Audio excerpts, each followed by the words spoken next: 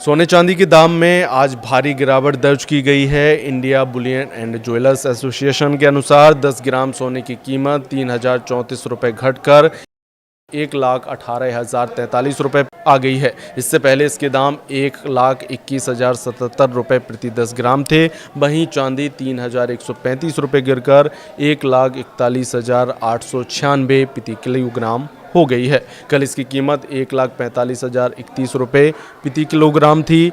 IBGA की सोने की कीमतों में 3% GST, मेकिंग चार्ज और ज्वेलर्स मार्जिन शामिल नहीं होता, इसलिए शहरों के रेट्स इससे अलग होते हैं। इन रेट्स का इस्तेमाल RBI सोवरेन गोल्ड बॉन्ड के रेट तय करने के लिए करता है।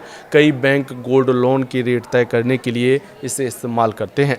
सोने की कीमत पिछले 8 दिनों में 11,541 रुपये घटकर आज 1,18,043 रुपये प्रति 10 ग्राम पर आ गई है। 19 अक्टूबर को इसकी कीमत 1,29,584 रुपये की अपने अब तक के सबसे ऊंचे स्तर पर पहुंच गई थी। वहीं चांदी 1,69,230 रुपये प्रति किलो से गिरकर 1,41,896 रुपये पर आ गई है। 27,334 रुपये सस्ती हुई है। अब सोना चांदी के दाम में गिरावट के कारण बताते हैं। दिवाली जैसे फेस्टिवल के बाद इंडिया में सोने चांदी की खरीदारी का सिलसिला थम गया। इससे सोना चांदी की डिमांड में काफ़ी कमी आई। सोना चांदी को सेफ हेवन माना जाता है, यानी मुश्किल वक्त में लोग इन्हें खरीदते हैं। ग्लोबल टेंशन के कम होने से इसमें गिरावट आई है। रैली के बाद निवेशक प्रॉफिट बुक कर रहे हैं।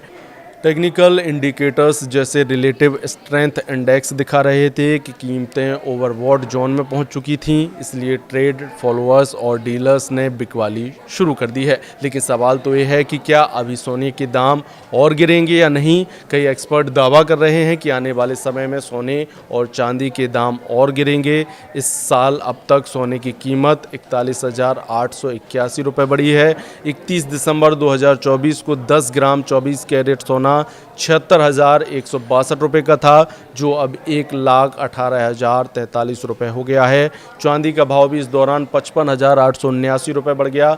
31 दिसंबर 2024 को 1 किलो चांदी की कीमत 86,017 रुपये थी, जो अब 1,41,896 रुपये प्रति किलो हो गई है।